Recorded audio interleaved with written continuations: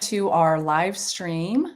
I am Melanie Holland, and I am thrilled to be joined today by Nicole Brown, who will be talking about Martha Wayles Skelton Jefferson, Thomas Jefferson's wife. And Nicole is a PhD student at William and Mary. She's also affiliated with the Bray School, William and Mary's Bray School Lab, and her research has primarily focused on the Bray School and Martha Jefferson. So we're really excited to hear what she's going to present to us today on some of her research and findings. It's really fascinating. So please let us know in the comments if you have any questions for Nicole, and she will take them at the end. And with that, I'm going to welcome you again, Nicole. Thank you for being here, and turn it over to you. Thank you so much, Melanie. And thank you to everybody who's joining us today for this presentation, which I'm really quite excited to share my research with you. So when it comes to Mrs. Jefferson, I've studied her for quite a few years. I do, of course, want to acknowledge a few people who've also, in their own right, done some incredible research. Naturally, Dumas Malone, and then in particular, Diane Aaron Price, who is one of the curators at Monticello, has been so helpful to me in my exploration and research of Mrs. Jefferson. And the subtitle for my presentation is Beyond the Bounds of Thomas Jefferson, because when we're looking at Mrs. Jefferson, I would argue when you're looking at anybody on the properties at Monticello, you want to look at them both in relation to Mr. Jefferson and beyond that. Who are they as individual agents and actors? And how do they shape the worlds that they live in? And how are they shaped by them? So that I hope I cover that a little bit today with you. A little bit of a background on me, as I mentioned, or as Melanie mentioned, I am a PhD student in American Studies at William and Mary. I specifically am the Dr. William M. Kelso Fellow in Early American Studies. I also was a domestic fellow for the International Center for Jefferson Studies in 2018. I started doing my research on Mrs. Jefferson in 2016 and have been continuing that research since that time, and also had a really wonderful opportunity to dive into some of the sources in a deeper way 5 years ago when I had that fellowship. And then beyond that, as Melanie mentioned, I am also doing scholarly research on the Williamsburg Bray School, which was Virginia's first official school for African Americans. More recently, that has been a center of my research, although Mrs. Jefferson and the history of all of the people on Monticello's property and the other adjacent properties is part of my research as well. But I just came back from presenting at the British Society for 18th Century Studies at their annual conference, and I was awarded their committee award for most innovative 18th century research and scholarship. The photo you see of me is also from a Tom talk that I did at Monticello a few years ago. In addition to researching Mrs. Jefferson, I have also portrayed Mrs. Jefferson at Monticello and at periods of time at Colonial Williamsburg. And in fact, this upcoming Saturday at Poplar Forest, I have a program where I will be interpreting Mrs. Jefferson, specifically in connection to their 40th anniversary. So, talking about Mrs. Jefferson, what are we going to talk about today? Well, first of all, I'd like to center who is Mrs. Jefferson? Who are the people in her world? What does her world look like? Give you some basic background and context for her life. I know this is something I've heard several times before from guests, general public, and even some scholars saying, oh, I wish we had more on Mrs. Jefferson. But I think you could probably say that for any historic figure. Interestingly, in my study, which centers extensively also on colonial Virginian women, we have much more on Mrs. Jefferson than we do on many other colonial Virginian women. So I also want to ground you in what we do have and the massive amount of information we already have on Mrs. Jefferson. Then really exploring with you where are some sources that I have found helpful in and underutilized resources, especially in the written scholarship on understanding Mrs. Jefferson, her life, her family, and her world. And in particular, you should know that most of these sources I'm sharing with you, you can either find digitally accessible or with citations on the Thomas Jefferson Foundation website. That's one of the things they've been really working on in the last 5 years. And then opening up the floor to you for any particular questions you may have. Melanie will field those questions for me, but I want to leave plenty of time for you to ask questions since I know you may have some. So without further ado, let's talk a little bit about Mrs. Jefferson, or as I prefer to call her, Martha Wayles Skelton Jefferson, because that really does encompass all of those names, her life and her trajectory. So she's born on October 31st of 1748, and she dies on September 6th of 1782. So she lives to be in her early 30s. She is the eldest surviving daughter of John Wayles. John Wayles was an immigrant from Liverpool, specifically in the early 18th century, and Martha Epps, who is of the Epps family. She grew up in Bermuda Hundred in Charles City County. The Epps family, especially even by the mid 18th century, is a very prominent old Virginia family. The reason she's Martha Epps is because she actually married her cousin, who also was the last name of Epps. One of the things you'll learn in this presentation, although you may already know, is that in Virginia, everybody is related to everybody, at least in colonial Virginia. We'll talk about that in a little bit more depth as I continue presenting, but don't let it surprise you. What we do know is that John Wayles and Martha Epps may. Okay, Nicole, are you back? I'm back. Great. Okay. Well, I'm so glad that we were able to get you back. Cool. And I will hand it over to you again. We'll get your slides back up in here. Thank you. Great. So thank you everyone for your patience. We had some technical difficulties with the server, but I should be back now, and I really appreciate your patience. So as I was saying, Mrs. Jefferson, born in 1748, dies in 1782. Eldest surviving daughter of her father, John Wayles, who was from England. He specifically was from Lancashire. And from his wife, Martha Epps, who was a longstanding Virginia family by the mid 18th century.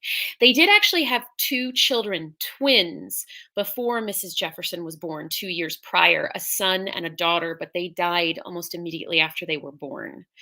Unfortunately, as well, Mrs. Jefferson's mother, Martha Epps, dies likely due to childbirth complications less than a week after her birth. What I will say is, though, before the age of 13, Mrs. Jefferson, or Martha Wayles Skelton Jefferson, eventually to be Mrs. Jefferson, does have two other stepmothers. This is not particularly uncommon in the 18th century. Certainly, the number of stepmothers that Mrs. Jefferson had was a little bit higher than average. But very often, you do see children of blended families in the 18th century, and particularly because of the death rates as well as the birth rates of different families. So she had her first stepmother was sometime by the time she was between 3 and 5 married her father, Tabitha Coke. Tabitha Coke had four children who were her half sisters. And we'll talk more about all of Mrs. Jefferson's half siblings and siblings in a little bit. Unfortunately, though, Tabitha Coke passes away sometime between 1756 and 1760 when Mr. Wayles marries again, a woman named Elizabeth Lomax Skelton. If you're just joining us, you may not have heard me say that everybody in the 18th century in Virginia is pretty much related to everybody else. And this is certainly true with Mrs. Jefferson's second stepmother. She was the older sister of soon to be Mrs. Jefferson's first husband. Now, there was a huge age gap. There's almost a 20-year age gap between Elizabeth Lomax Skelton and Bathurst Skelton, who was Mrs. Jefferson's first husband. But the point does bear repeating that there's a lot of interconnection between different households and families in 18th century Virginia, free and enslaved, Black, white, and Indigenous. Upon John Wales's death, Mrs. Jefferson inherited almost 5,000 acres and 135 enslaved men, women, and children. In colonial Virginia, especially amongst the very wealthy and elite white class, we may know them as the gentry class, ladies in that class often have a dowry, what they bring into a marriage. In the case in colonial Virginia, that dowry is very often enslaved people who they are seeing as property. It's important to note this because Mrs. Jefferson has deep ties, as does her family, to the institution of slavery. Her father actually was a factor or an agent for a company called Farrell and Jones. And one of the last things he did in his life before he died was purchase into a slave ship called the Prince of Wales. So I'm saying all of this so that you understand by the time she's marrying Mr. Jefferson, once she's already been married, Two, she's had three mothers before the age of 13 and has been shifting between being that eldest daughter and running her father's plantation. And three, she has a lot of property and a lot of power that she's bringing into any sort of marriage or relationship. And all of these things drastically influence her as a person in how she interacts with other people and also with how she interacts with her second husband, Thomas Jefferson. One of the other things that we also need to talk about are her sibling networks. So I mentioned Tabitha Coke, her second mother, her first stepmother. And through Mrs. Coke, she had four Anglo Virginian half siblings: Sarah, who died in infancy, Elizabeth Wayles Epps, Tabitha Wayles Skipwith, and Anne Wayles Skipwith. Tabitha and Anne have both the same last names because they happen to marry brothers, Robert and Henry Skipwith. But it would be disingenuous for me to talk about Mrs. Jefferson and her family and the Wales family and also not talk about the Hemmings family. The reason for that is after the death of Elizabeth Lomax Skelton, John Wales, and we know this from primary sources from the 18th century, enters into some kind of a sexual relationship. We don't know if it was consensual or not, but we know he enters into a sexual relationship with a woman named Elizabeth Hemmings, who is the matriarch of the Hemmings family, who you may have heard of because Thomas Jefferson inherited the Hemmings' property through his wife. And John Wales eventually has six children with Elizabeth Hemmings, who are also Mrs. Jefferson's half siblings.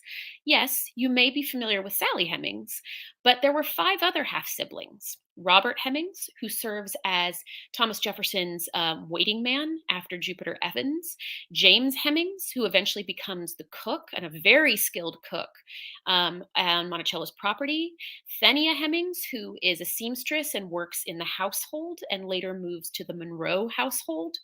Crida Hemmings, who was a lady's maid and a enslaved house domestic, and also the nurse for many of Mrs. Jefferson's grandchildren.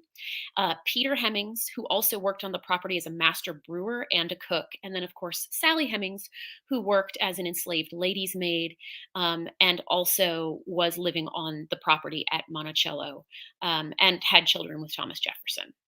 So it's important to talk about all these networks because Mrs. Jefferson knew very likely that Robert, James, Thenia, Crida, Peter, and Sally were all related to her, but she never openly acknowledged that in her lifetime. Although she did acknowledge Elizabeth, Tabitha, Anne, and Sarah as her siblings. But it's important to talk about all 10 of her half siblings when we're talking about Martha Wayles Skelton Jefferson. So, talking a little bit about the Hemmings just very quickly. Elizabeth Hemmings, as I mentioned, was enslaved by the Wales family. She was the daughter of an English sea captain and an enslaved African woman who we believe may have been named Parthenia Hemmings. She had 12 children in total, 6 of whom were likely fathered by John Wales. Again, this comes from primary source records that the Thomas Jefferson Foundation owns and other documents from the 18th century. And upon John Wales' death, so Martha Wayles Skelton Jefferson's father's death, she inherits the entire Hemmings family, Mrs. Jefferson does, and brings them to Monticello. In the case of the Hemmings family, many of them are not only brought to Monticello as some of the first enslaved people on that property, but it's Mrs. Jefferson who is encouraging, dictating, and pushing in many cases for all 13 of those individuals to come to Monticello. And many of them work either in enslaved domestic positions in the household or on Mulberry Row.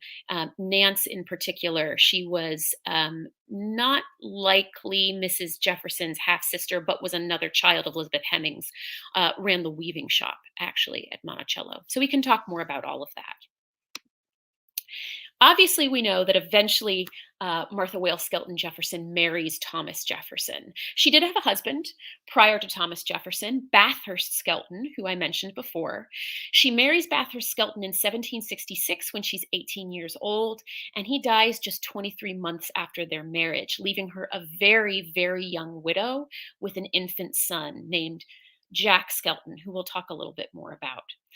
She, at that point, moves back into her father's household and really begins running his property for him again. And that's when she meets Thomas Jefferson. Thomas Jefferson was actually a legal advisor for her father, who was also an attorney. Their courtship seems to begin in earnest in 1770, 2 years after the death of her first husband. And actually, she seems initially quite reticent to engage in a courtship, of any kind of courtship, but also with Thomas Jefferson. So the quote that I've pulled here actually comes from a letter from 1771. You can find it in Founders Online, from a woman named Mrs. Drummond to Thomas Jefferson, talking about his pursuit of Martha Wayles Skelton. And I'll just read it out for you so you can kind of get some context. Your description, and she's talking about Thomas Jefferson's description of Mrs. Skelton, bars all the romantic, poetical ones I ever read. Persevere, thou good young man, persevere. She has good sense and good nature, and I hope will not refuse the blessing, shall I say, while not as I think of it, of your hand, if her heart's not engaged already. So, what does this tell us about Mrs. Jefferson? Well, it tells us that she kind of made Mr. Jefferson work for it. She had already been married. She, as a widow, has inherited all of her first husband's property. She already has a son to lead on the family line.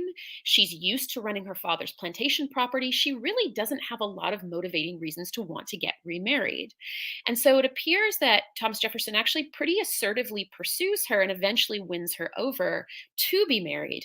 And they are married on January 1st of 1772 in the home of her father, and the home she grew up in, called the Forest, which is in Charles City and is actually very close to some other plantation homes you may be familiar with: Westover, Berkeley, Shirley. It's in between all of those. The image you see on the screen actually is a floor plan from the mid 19th century that was drawn up from the Palmer family, a family that was visiting the Forest plantation before it burned during and after the Civil War. The reason I put it on the screen is because we may not have a portrait of Mrs. Jefferson that's extant. We may indeed not even know what her wedding day looked like. But if we pair primary sources such as floor plans, inventories, material culture, if we pair all those things together, we actually get a very clear sense of a lived experience. And what you can see from this floor plan is it's a pretty traditional Chesapeake, Virginia home. You've got a breezeway, 2 rooms. It looks like there was an annex room added onto it, and eventually a porch, although I'm not sure if that was 19th century or 18th century. But it's a very close quartered space. So how might that wedding have happened? Who would have been there? What are those spaces and places looking like? How did the Hemmings interact with that wedding? We may not have answers to those things, but looking at primary sources in context with floor plans and other things give us a fuller life of Mrs. Jefferson and her whole life as Martha Wayles Skelton Jefferson. So, to that point, Mrs. Jefferson was a mother several times. There is some speculation that she potentially may have had a miscarriage in 1776 while Thomas Jefferson was up helping to write the Declaration of Independence. Virginia Sharp has written about that in The Women Jefferson Loved, which came out in the 1990s. But the first child Mrs. Jefferson ever had that survived to at least infancy or toddlerhood was a young boy by the name of John Skelton. So when Thomas Jefferson and Martha Wayles Skelton decide to marry, part of the arrangement is that John Skelton, the son from her first marriage, is really going to be adopted and brought into this life, her life with Mr. Jefferson. Unfortunately, Jackie, who is this a nickname for John Skelton, dies 6 months before their wedding, and it appears it may have been one of the reasons that their marriage was postponed, that it didn't happen in 1771 because Mrs. Jefferson, or soon to be Mrs. Jefferson, was grieving the loss of her 3-year-old son. Um, One of the other things you see, though, is that she does have several other children with Thomas Jefferson. Martha Jefferson Randolph, Thomas Jefferson and Martha Jefferson's eldest child, maybe one of the most well known children to you. But they also had several other children who also unfortunately did not survive into adulthood. Jane Randolph Jefferson, likely named after Thomas Jefferson's mother, Jane Randolph, who was born in 1774 and she dies the year later. an unnamed son who only lived for a little over 2 weeks. Mary, or later she renames herself Mariah Jefferson when she's in France, and she dies in her early 20s in childbirth. Lucy Elizabeth Jefferson, there were two different ones. She had a child, first Lucy Elizabeth I, when they were the governor and the first lady, not using that phrase in the 18th century, but as we know it today, in Richmond.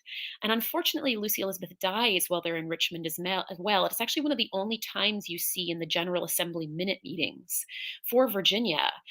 Jefferson notes, "I will not be coming to the General Assembly today. I know we're in the middle of a war and there's political turmoil, but my wife is too upset and I am not going to leave her at this point in time." They later have another daughter who they name Lucy Elizabeth, and unfortunately, she appears to have died from whooping cough in Virginia when Jefferson was in France. And that death is one of the main reasons, that he asks Martha and Mariah to be sent to him in France, accompanied by, he had wanted Isabella Hearn, but actually we know that the children were accompanied by Sally Hemings. So, talking about Mrs. Jefferson, that's a lot of ground I just covered. So, the question is, how do we know what we know? Certainly, letters, correspondence, and primary sources that have been written about, as well as scholarly secondary sources, help understand Mrs. Jefferson's life. But there are lots of other things that can help us understand her and her world, as well as how she might have seen her world. Literature is one example. We do actually know some of the books that she read. They ended up, her copies of them, in the Library of Congress when Thomas Jefferson gifted all of his books in his library to the Library of Congress. So I'll talk about that in a minute. Portraiture. Portraiture is a way to tell us more about the material culture of the world that people live in. Portraiture is also biased, like any primary source, right? People choose what they want to be painted in the same way they choose what to include or exclude from a letter. But all of that actually can yield insights. Mrs. Jefferson's household account book, in particular, is a vital primary source. 20 some odd pages that tell you everything from when she's brewing beer or she's asking enslaved people to butcher hogs, down to her clothing choices and preferences. Music books. Mrs. Jefferson was a prolific musical, not only player, but composer. Nika Pappas did a master's thesis specifically on one of Mrs. Jefferson's music books, but two of them survive, and they are held at the UVA Small Special Collection. So I'll talk about that with you. Material culture. What are objects Mrs. Jefferson owned that she brought into a marriage? How is she commemorated? You may have noticed I have the background of many of my slides. It looks like it's a lock of hair, and it is. It's a lock of Mrs. Jefferson's hair that Thomas Jefferson put into a key watch that he had made specifically when he was in London after her death, that Monticello and the Thomas Jefferson Foundation acquired a few years ago. And then architecture and archaeology, in particular architecture and archaeology, because the Monticello that you all see today as guests is not the Monticello Mrs. Jefferson experienced in her lifetime. And so all of these things can help us understand her world, herself, and her relationship to everybody on the property at Monticello in particular. So, account books. Mrs. Jefferson's account book has survived. You actually can see digital microfilm or scanned versions of this entire account book through the Library of Congress. And the first person who really ever wrote about this book is Dumas Malone, perhaps known to you as the famous biographer for Thomas Jefferson. And interestingly, he only writes a little bit about this account book. He talks about this charming drawing that Mrs. Jefferson draws of two birds in her account book. And in the page that you see on the left, you'll see that page. But what he doesn't talk about is how much more you can learn about Mrs. Jefferson from this account book if you, yes, look at this charming picture of two birds, but extend it beyond that. On the page on the left, you'll see she keeps meticulous accounts down to the day and season for when anything is happening on the property. What enslaved people is she giving clothing to? What enslaved people is she paying for produce? How is she accounting for beer? What receipts or recipes does she like to use? How often are candles being made? When is she interacting with the agent or the steward for Monticello, Thomas Garth. All of these things give you very detailed insight into her. She was a very meticulous property manager.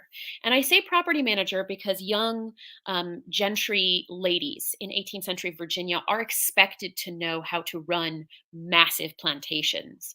It's a skill set that is very specific. It's very race based, right? Because we also know they're going to be managing enslaved people on the property. It's very seasonally based. You have to be very attuned to what is going on in the world around you. And it appears that Mrs. Jefferson has no problem running this property when Mr. Jefferson or even his steward, Thomas Garth, are not there.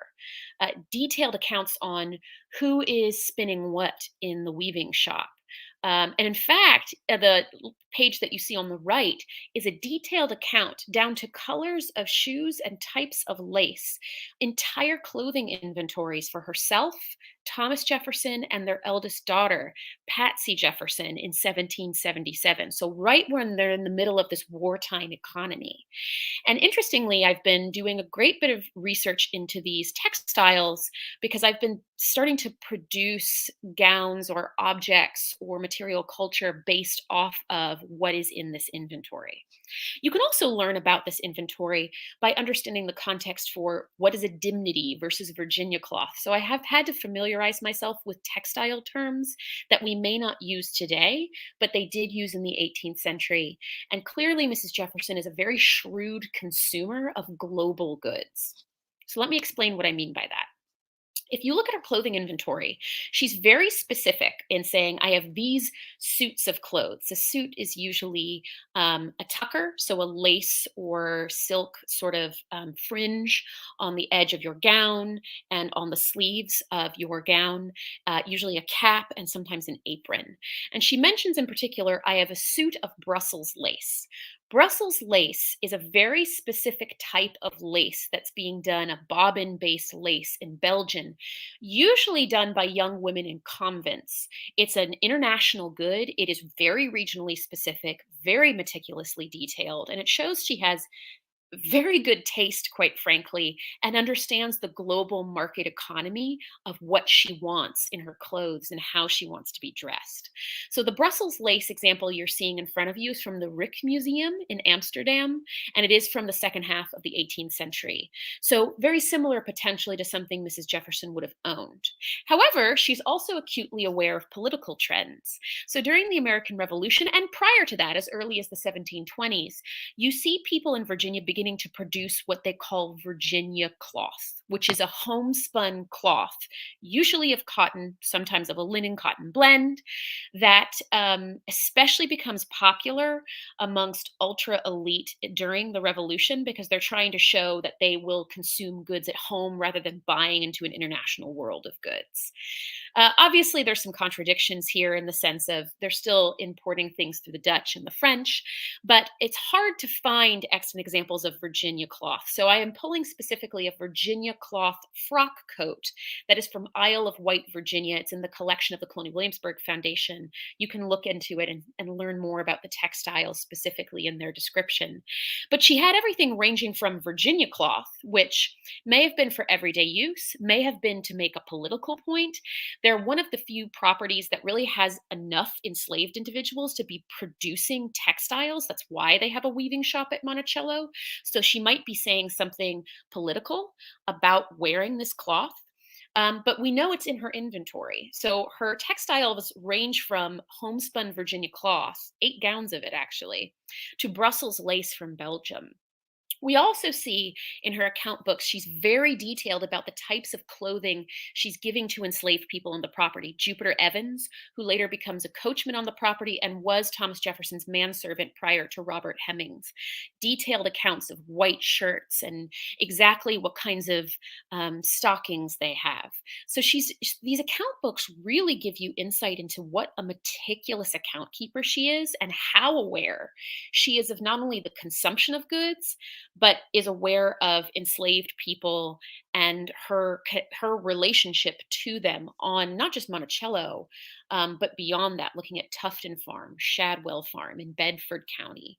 So she's really meticulous, and that comes through very clearly in her account books.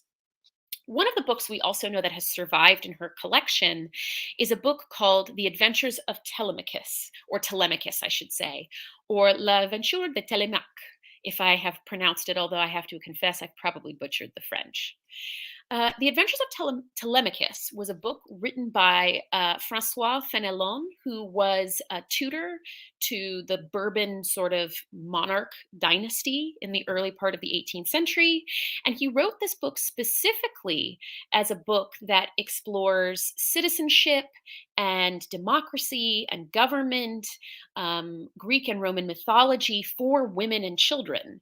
It becomes very popular for women and children, I should say. The first translation into English was done in 1719. And interestingly, Mrs. Jefferson has this book, and we know it's her book because on the front and back covers of the book, it's her name is on the covers, not and Jefferson never writes his name on the covers of this book. Interestingly, the book appears to be used so much that the cover breaks down during the 18th century, and so Thomas Jefferson has it rebound in 1822 in what is known as Moroccan leather or goat's leather. This shows not only a care for this book, this must have been valuable, could it have been valuable potentially some way to Mrs. Jefferson, but it's held on to by the family until they give it to the Library of Congress. But interestingly, Mrs. Jefferson's granddaughter, Ellen Wayles Randolph, references using this book almost 100 years after its initial publication. She's writing to her grandfather and she says, "I go on very slowly with my French, for I have got through but one book of Telemachus." And so it shows you that this is a book her grandmother read, likely their daughter read, certainly Ellen Wayles Randolph read and was reading in the French, not just in the English. But there are extant versions of this book online if you'd like to read it. And it really is the kind of book that yields and leans into some of these revolutionary ideas that are later shared by Montesquieu, Rousseau, and others during the Enlightenment movement of the 18th century. Talking about visualizing Monticello, again, the Monticello we see today is known as Monticello II. So when Jefferson comes back from France and makes all these additions, expansions, renovations, but the image you see in front of you was really the only property, with the exception of enslaved quarters on Mulberry Row, that was on the property when Mrs. Jefferson married Mr. Jefferson. And this is where they lived on and off for the first 7 years of their marriage while they are building Monticello 1, which is not completed, at least the entire structure that connects the north and the south wings, until 1779. So to give you some context, you have the basement kitchen, and actually this is where the Grangers, Ursula Granger, who was the cook, and Suki, who was Suki Evans, who was married to, although it was not legally recognized, marries to Jupiter Evans, are laboring and producing food on this property, brewing beer. The second floor and that one room is where Mr. and Mrs. Jefferson lived for most of their early marriage prior to Monticello beginning to be constructed in 72 and 73. So what does that tell you about her life? You know, we have an idea of what Monticello is today and how she's managing, or how that property was managed, how closely enslaved people and free people in Monticello are living in proximity to one another. But Mrs. Jefferson's life is very different at Monticello than later what her granddaughters and her daughters will experience. And then, of course, material culture.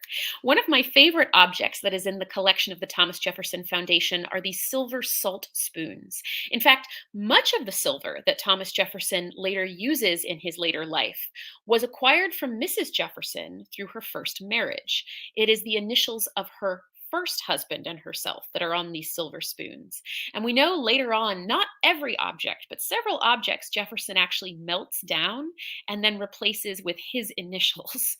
But the 1768 marriage gifts, they're British silver, British sterling silver, show a specific affinity for taste, for meticulous detail in house ownership and household management and table setting, and also shows likely her consideration of management with enslaved people, right? If you're going, silver tarnishes quite easily. It's very popular in the 18th century, but these silver salt spoons and other objects, she's expecting enslaved people like Isabella Hearn and Thenia and Nance and Critta Hemmings, who are working on Monticello's property, and the Gillettes and the Grangers to be cleaning for her. She's not doing that labor.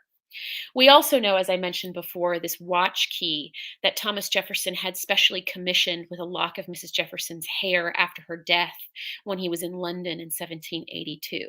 So, material culture can tell us a lot if we look at these objects in context with their use. Right? A silver salt spoon can be so much more than a silver salt spoon if you consider how it's used, who's handling the object, where it came from, how did it move from where Mrs. Jefferson grew up in Tidewater, Virginia to Monticello. So, all of these things really do help us explore her life and the lives of other people on the property that Monticello that she interacted with. And then portraiture. I love this portrait, and I will give full credit to Diane Aaron Price, who I mentioned before. Just an incredible person, wonderful research as a curator at Monticello on so many things, but in particular, she and I share an affinity for researching Mrs. Jefferson. This portrait, while you may not see it as having a connection to Mrs. Jefferson, it does indeed. This is a portrait of Lucy Skelton Gilliam. Remember the name Skelton from the beginning of our presentation. Skelton was her first husband's last name. Lucy Skelton was her first husband's sister. This is actually her sister in law. Now, obviously, she had other sister in laws through Thomas Jefferson, but this portrait is the only extant one we know of any sister in law of Mrs. Jefferson on either side, at least as closely related. And it shows you what somebody in Mrs. Jefferson's class, social station, and region specific, so we're talking Tidewater and Piedmont, Virginia, would have been wearing around the eve of the Revolution. This was a portrait that was done by Durand in 1780. So, what can this portrait tell us? Well, it can tell us about personal preferences and styles. Is this a gown Mrs. Jefferson ever saw Mrs. Gilliam wear? Potentially. But it does give you an idea of preferences for style, taste, clothing, and how they all fit together to shape and craft the way somebody is seen. And so I really love this portrait because while we don't have a portrait of Mrs. Jefferson, this is probably as close as we'll ever get to a portrait that is in a similar socioeconomic and regional bracket as Mrs. Jefferson. And so I always like to share it because this painting was done just 3 years after her clothing inventory. So you see how you piece those things together to just try to understand the context and the world of Mrs. Jefferson. Certainly, composition. This is a shot of a song called Dear Pretty Pretty Youth, which Mrs. Jefferson transcribed and transposed into one of her music books.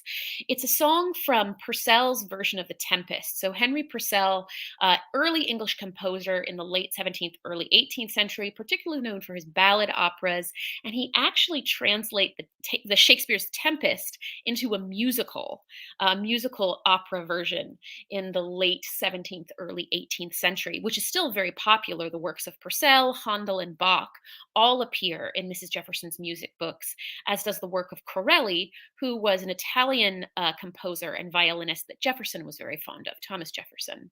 So all of these things actually can tell you quite a bit about Mrs. Jefferson and her music preferences, her personal preferences.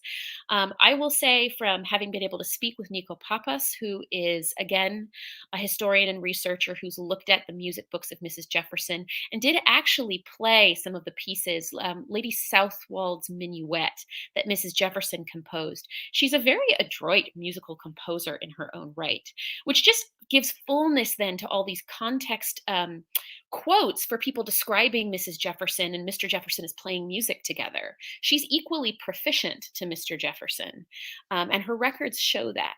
So this is a quote specifically that is attributed to a German officer writing to Thomas Jefferson in 1780. And he said, "You will find in this house an elegant harpsichord, pianoforte, and some violins.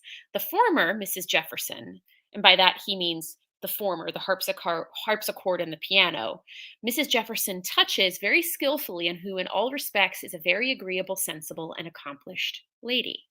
So, again, this is a great quote. If you look at her music books in conversation with this quote, it just gives you even more knowledge on the skill of Mrs. Jefferson as a performer and a musical composer. Last but certainly not least, Mrs. Jefferson and health. We actually are very lucky that the male midwife and personal physician, Dr. George Gilmer, to the Jefferson family, that his medical records book survives in UVA's small special collection from 1771 to 1775.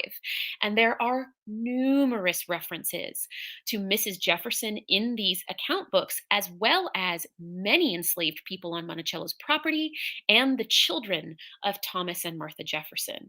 This account book is a wealth of knowledge that is still to be explored in detail. I am working with the apothecary shop at Colonial Williamsburg to try to understand some colonial medical abbreviations in these texts to try to understand Mrs. Jefferson's lived experience. We do know that Mr. Gilmer, Dr. Gilmer, attended her quite frequently before and after her pregnancies. Once for, he says, dressing your lady's breast. It seems that she may have had issues with lactation and being able to get her children to latch for breastfeeding. This is also supported by other primary sources, but also he describes her as giving her cupping, which is a very sort of painful, or it can be a painful technique where cups are heated and applied to help increase circulation in the body.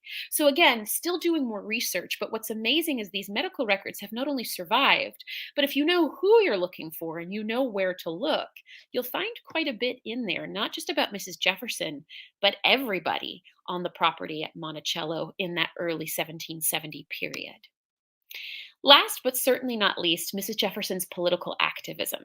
We do have a few letters that have survived from Mrs. Jefferson, and interestingly, they're all political in bent. They're all a form letter. There are 3 copies of the same letter that have survived, where Mrs. Jefferson was writing specifically to elite ladies in Virginia to get them to contribute money towards the American Revolution. Some of this has to do with a text that comes out from Esther Reed, who is the wife of the governor in Pennsylvania, working with Mrs. Washington. She pens a pamphlet or a tract known as Sentiments of an American Woman, which says essentially we all need to do our patriotic duty and raise funds for men fighting in the field during this revolution. It comes out in 1780. On the back is a list of rules for how you can contribute money and the organized way in which you get it to Lady Washington so that it actually gets to the fighting men in the field. And the 7th item on that is essentially saying if you cannot find someone in your local community to collect the money, send it to the wife of the governor of the state or commonwealth that you are in. So Mrs. Jefferson actually writes to several people, including Eleanor Conway Madison in Richmond, saying, quote, I undertake with cheerfulness the duty of furnishing to my countrywomen an opportunity of proving that they also participate of those virtuous feelings which gave birth to it. And then she actually helped to collect money. So some of this information was lost until in the 1840s there was a trunk found in Richmond that actually allotted for the majority of monies that Mrs. Jefferson helped co-collect alongside her husband during the Revolution. She raised over $75,000. Now, even with the exchange rates and what the Virginia dollar was worth during the American Revolution, this is significant. We also know from Jefferson's memorandum books that he collects jewelry specifically from the women of Williamsburg after Mrs. Jefferson sends these letters. So she really is, in some ways, a political agent within the bounds and parameters of what is expected for white Anglo ladies during the American Revolution. So that's a long way of saying of how can we know what we know about Mrs. Jefferson? Well, from everything I've shared with you, we know she's a meticulous property manager. She keeps detailed accounts of Monticello's operations. She keeps comprehensive inventories of textiles, clothing, food produced. She's very artistically proficient. She has interest in literary texts that shape the Atlantic world, like The Adventures of Telemachus. She's musically gifted.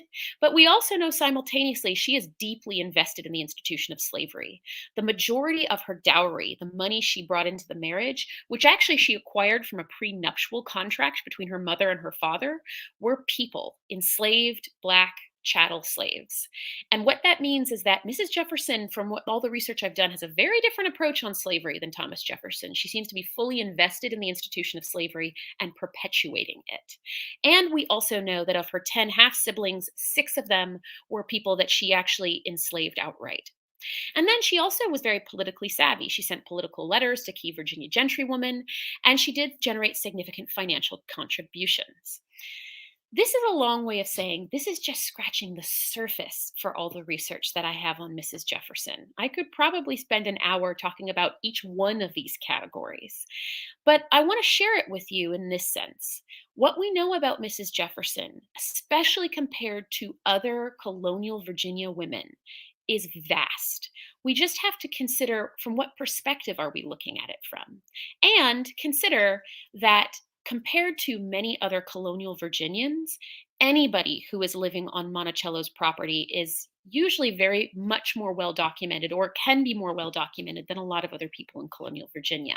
This is certainly the case for women on this property, whether looking at Isabella Hearn, Elizabeth Hemings, Sally Hemings, who were all enslaved on the property, Ursula Granger, who was enslaved, whether looking at Mrs. Jefferson, Martha Jefferson Randolph.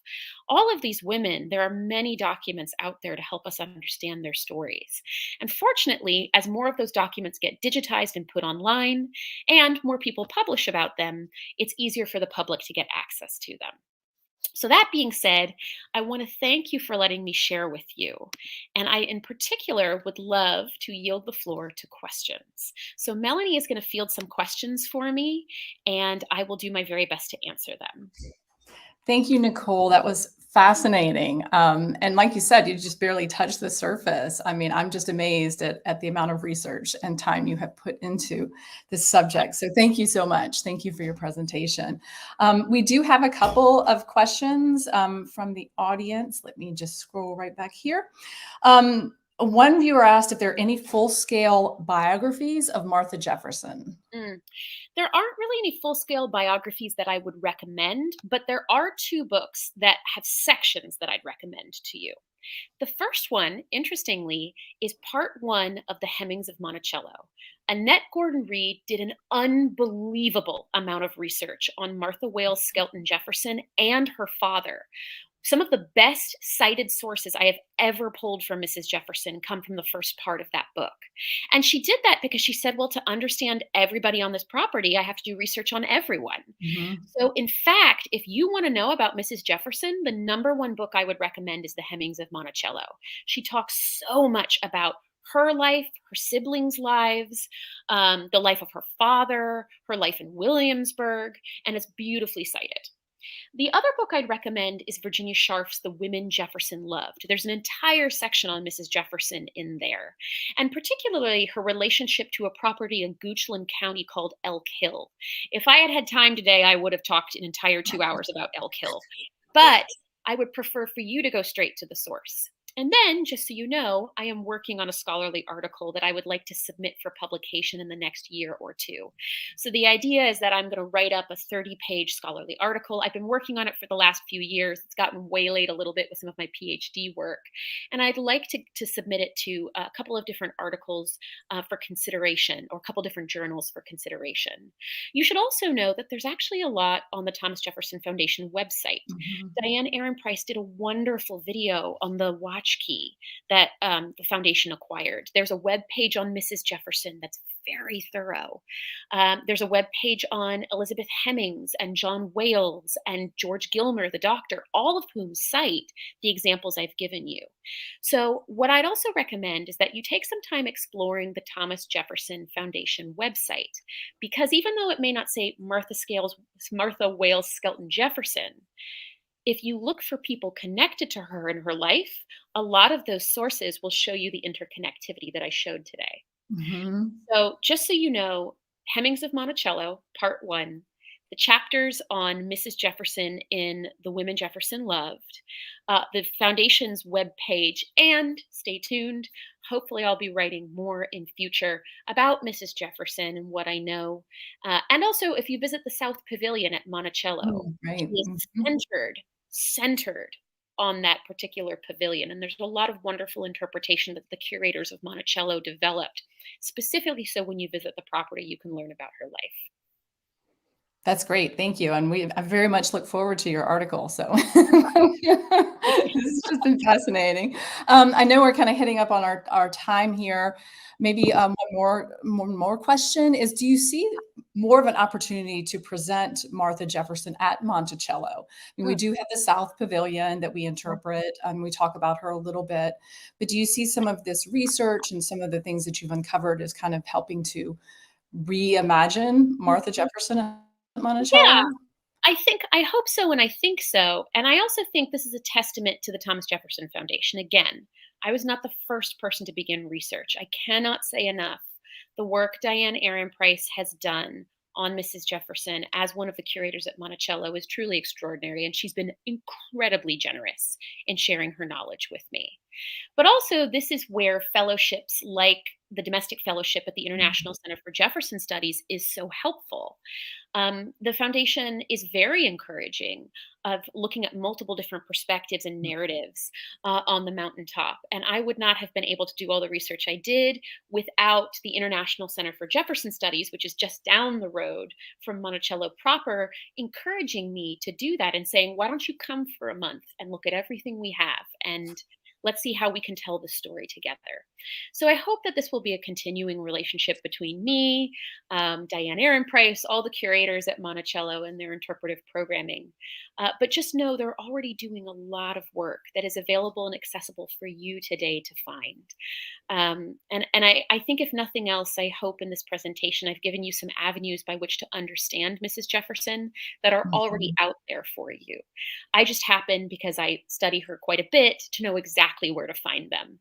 And I like to think about, as a PhD student and a public historian, my job is to help support you in finding resources so you can do your own exploration as well. Mhm. That's fantastic. Well, thank you so much. I think we'll wrap it up with that. You really have done some impressive work here, and I know that I and many of the viewers have really enjoyed hearing about it. So thank you so much again, Nicole, for joining us today, and maybe we can get you back on again once the article comes out. I very much hope so. And thank you all for your time. And thank you for your patience with technical difficulties on my end. I appreciate it. Absolutely. Thanks. Everyone, join us next week for another Monticello live stream, and have a great week. Thanks.